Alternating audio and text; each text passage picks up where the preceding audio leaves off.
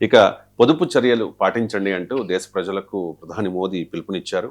ఏడాది పాటు, కనీసం ఏడాది పాటు బంగారం కొనొద్దు, విదేశీ టూర్లు చేయకండి, అలాగే పెట్రోల్, డీజిల్, వంట నూనెల వినియోగాన్ని తగ్గించండి, వర్క్ ఫ్రమ్ హోమ్కి ప్రయారిటీ ఇవ్వండి అని చెప్పేసి ఒకసారి అబ్బాయి ఎక్స్ప్లెయిన్. जैसे एक बड़ा संकल्प है पेट्रोल डीजल का संयम से इस्तेमाल करना।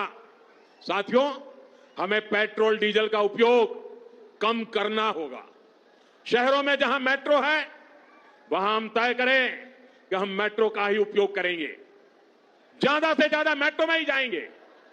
अगर कार में ही जाना जरूरी है तो फिर कार पूल करने का प्रयास करें और भी लोगों को साथ बिठा ले। अगर हमें कहीं सामान भेजना हो तो कोशिश करनी है कि वह ज्यादा से ज्यादा रेलवे गुड्स के जो ट्रेन होती है रेलवे की सर्विसेज से भेजे, ताकि इलेक्ट्रिक रेलवे होने के कारण पेट्रोल डीजल की जरूरत नहीं पड़ती है। जिन लोगों के पास इलेक्ट्रिक व्हीकल है वो भी कोशिश करें कि इलेक्ट्रिक व्हीकल का ज्यादा से ज्यादा उपयोग करें। साथियों, हमने कोरोना के समय में वर्क फ्रॉम होम की, ऑनलाइन मीटिंग्स की, वीडियो कॉन्फ्रेंस की, ऐसी अनेक व्यवस्थाएं विकसित की और हमें आदत भी हो गई थी। आज समय की मांग ऐसी है कि उन व्यवस्थाओं को हम फिर से शुरू करें तो वो देश हित में होगा।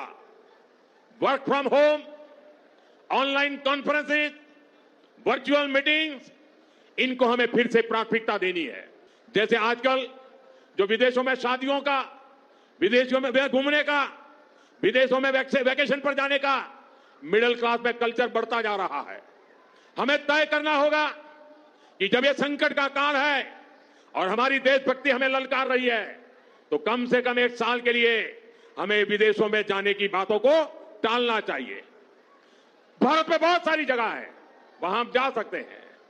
बहुत कुछ भारत में किया जा सकता है। साथियों, हमने చాలా చాలా పొదుపు చర్యలు చెప్తూ ఉంటారు ప్రధాని మోదీ. ఏంటి సార్ ఈ పొదుపు చర్యల వల్ల ఎంతవరకు చర్యలు అవసరమే, కానీ ఫస్ట్ పాయింట్ ఏంటంటే పొదుపు పరిష్కారం కాదు, పొదుపు ఉపశమనం. పరిష్కారానికి ఉపశమనానికి ఉన్న తేడా మనం గమనించాలి. పొదుపు చర్యలు అవసరమే. ఇప్పుడు ఉదాహరణకు ఖర్చులు తగ్గించుకోవడం మంచిదే. ఆదాయమే లేకపోతే ఖర్చు తగ్గించుకున్నా కూడా కష్టాలు తప్పవు కదా. ఆదాయం కొంత ఉండి కొంత ఖర్చు తగ్గించుకుంటే ఓకే. అందువల్ల ఎప్పుడు కూడా solution is different from relief. ఇప్పుడు ప్రైమ్ మినిస్టర్ చెప్తున్న ఆస్టరిటీ మెజర్స్ రిలీఫ్ కాదు మాత్రమే, అంటే కాస్త ఫారెన్ ఎక్స్చేంజ్ రిజర్వ్స్లో మనకు ఉపశమనం కలిగిస్తాయి.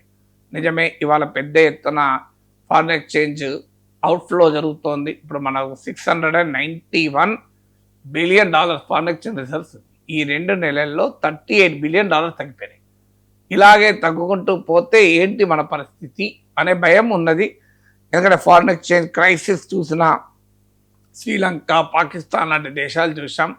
అఫ్కోర్స్ ఆ స్థాయిలో మన కంట్రీ లేదు, కానీ కన్సర్న్లో తప్పులేదు. ప్రైమ్ మినిస్టర్ కన్సర్న్ తప్పలేదు, పొదుపు చర్య తప్పలేదు. కానీ ఈ పొదుపు చర్యలు ఎకానమీని కూడా దెబ్బతీస్తాయి, మనం అది మర్చిపోకూడదు. సో పొదుపు చర్యలు ఎకానమీని దెబ్బతీయకుండా పొదుపు చర్య. కానీ ఇప్పుడు ప్రైమ్ మినిస్టర్ నా కాన్వాయ్ తగ్గించుకుంటా, ముఖ్యమంత్రి నా కాన్వాయ్ తగ్గించుకుంటా, దట్ ఈజ్ ఓన్లీ సింబాలిజం. వాళ్ళ కాన్వాయ్ల వల్ల కాదు సమస్య. ఎప్పుడు కూడా సొల్యూషన్స్ను స్ట్రక్చరల్గా చూడాలి.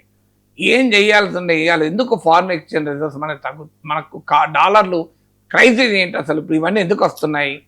మనం సంపాదించే డాలర్ల కన్నా మనం ఖర్చు చేసే డాలర్లు ఎక్కువైనాయి. ఎంత ఎక్కువైందంటే ఇప్పుడు కరెంట్ అకౌంట్ డెఫిసిట్ అంటారు. మనం సంపాదిస్తున్న డాలర్ల కన్నా మనం ఖర్చు చేస్తున్న డాలర్లు ఎక్కువై గ్యాప్ ఎంత అంటే $13 బిలియన్, 1.3% ఆఫ్ జీడిపి. ఇది ఒక్క క్వార్టర్లోనే మీకు $11 బిలియన్ నుంచి $13 బిలియన్ పెరిగింది. డెఫినెట్గా ఇది 2% ఆఫ్ జీడిపి వరకు కూడా టాలరెన్స్ లెవెల్ ఉంటుంది. బట్ 1.3% పెద్ద, ఒకప్పుడు బిలో 1% ఉంది. సో నేను అంగీకరిస్తా, ప్రైమ్ మినిస్టర్ కన్సర్న్తో టోటల్గా అగ్రీ అవుతా. సో ఎందుకంటే మనము ఎలా చేయాలి, దీన్ని ఏం చేయాలి? ఇప్పుడు ప్రైమ్ మినిస్టర్ దేన్ని అడ్రస్ చేస్తున్నాడు?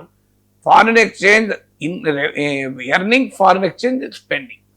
ఫారిన్ ఎక్స్చేంజ్ స్పెండింగ్ను తగ్గించుకోండి అని చెప్తున్నాడు. అంటే ఏంటి? ఫారిన్ ట్రావెల్ తగ్గించండి, ఫారిన్ కమాడిటీస్ కొనకండి, గోల్డ్ ఇంపోర్ట్ కనుక గోల్డ్ కొనకండి, మీరు ఆయిల్ వాడడం తగ్గించండి, వంట నూనెలు, ఎందుకంటే మనం వంట నూనెలకైనా పెట్రోల్ డీజిల్ అయినా మనం ఇంపోర్ట్ చేసుకోవాలి. ఇవన్నీ ఖర్చు తగ్గించుకొని చెప్తున్నాడు. కానీ ఖర్చు ప్రజలు తగ్గించుకుంటారు. ప్రభుత్వం ఏం చేయాలి? ప్రభుత్వం మరి ఫారిన్ ఎక్స్చేంజ్ మనం ఎట్లా పెంచుకోవాలి అనేది ఎందుకు ఆలోచిస్తలేదు?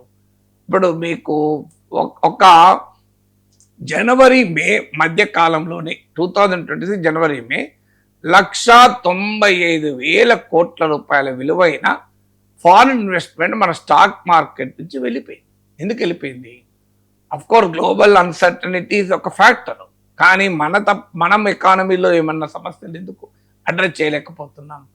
నెట్ ఎఫ్డిఐ తగ్గిపోతుంది, అంటే మన దేశంలోకి వచ్చే ఫారిన్ ఇన్వెస్ట్మెంట్ తగ్గిపోతుంది.